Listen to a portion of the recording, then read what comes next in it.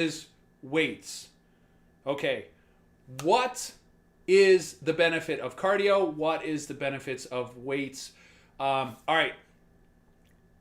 I'm so glad that you guys came for this one. This is a really big controversy on what we should be doing, how we should be training. But you guys always have to remember the number one thing is, what is your goal? Okay? Now, let's just take some examples real quick and look at some results. Okay. Long distance runners. What do long distance runners look like? Okay. They're very lean. They're very thin. So that way they're not carrying around extra amounts of mass, right? There's no way at 254 pounds that I could go be a long distance runner. Heck, I don't even like to run a mile.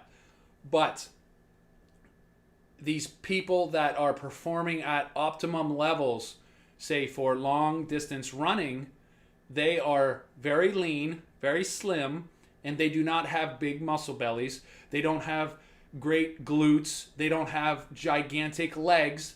No, they're very lean, they're very trim, they're very slim. Okay, does that make sense? Now, if we look at, say, an Olympic sport, say sprinting, okay, what do the athletes look like? They have insanely developed lower half, right? Their glutes, their hamstrings, their quads, their calves are enormous. But remember, they're not doing the sprint, right? It's a sprint. It's not a long distance run. So they're not doing this for multiple hours nonstop or even an hour nonstop. No, they sprint, however far it is, right? But they sprint and then they're done. So they need big, powerful muscles to get them there from point A to point B as fast as possible. And it's all about using that amazing muscle for power and speed. Does that make sense? Okay, long distance running means you train a totally different way. Okay. Now let's look at someone who does yoga, okay, and only yoga, and they control their diet. They don't have insane amounts of muscle on them. They're very flexible. They're very in tune with their body, so this is awesome. But they don't have, once again, they don't have big muscle bellies. They don't have, unless they are adding an outside source of training.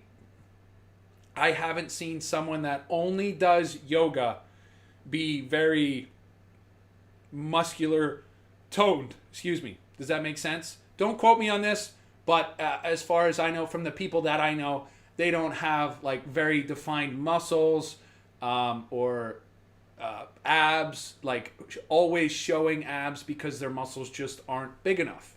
Does that make sense? Okay. Now, let's go into the weight training side of things.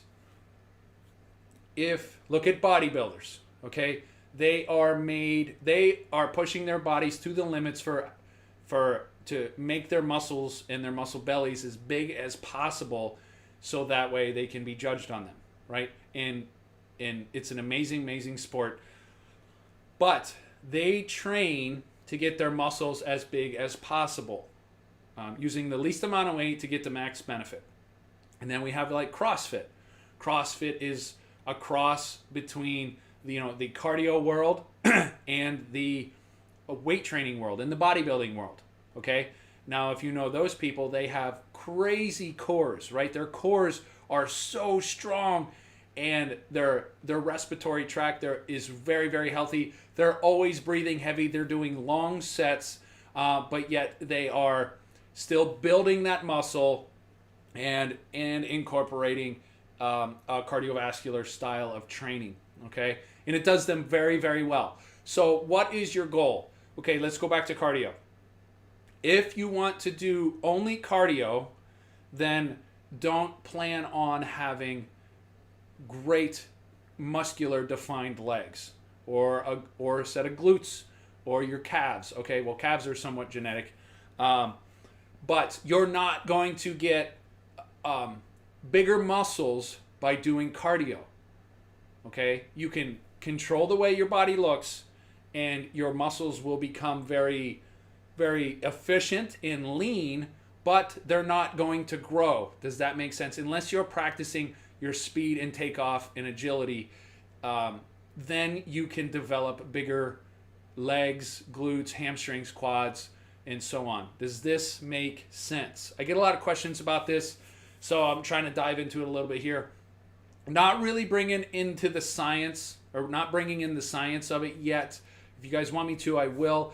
But weights. Okay, weight training. There's so many ways to weight train. And no matter what, you guys have to remember this, no matter what, you're not going to look like a bodybuilder. Those people, they're amazing at what they do. Now, some of them bring in hormones into helping their bodies grow and develop, and other people do not. But remember, you're not going to look like that unless you eat, sleep, and train like that for 10, if not 20 years. Okay? This does not happen overnight, unfortunately. So if that is your goal, I'm sorry, it's still going to take a long time. And if it is not your goal and you do not want to get big, you are not going to. Your body will only grow to how hard you push it in training, how much you're eating, because you can't grow if you're not eating enough, and how much you're sleeping and your stress, right? But if you're not sleeping perfect, eating perfect, and training perfect, then your body is never going to grow to even your goal. Okay, does that make sense? All of this stuff takes time, and us as humans, we want immediate gratification. Just taking a look at the time. 7 minutes already. Holy cow. Okay, so we want immediate gratification, and unfortunately, we cannot have this. Okay, but this is why our cardiovascular system, I did want to have a whole day on cardiovascular training and talk about the benefits and why we should be incorporating a cardiovascular workout at least 3 times a week, and weight training. Okay, we need to develop our muscles.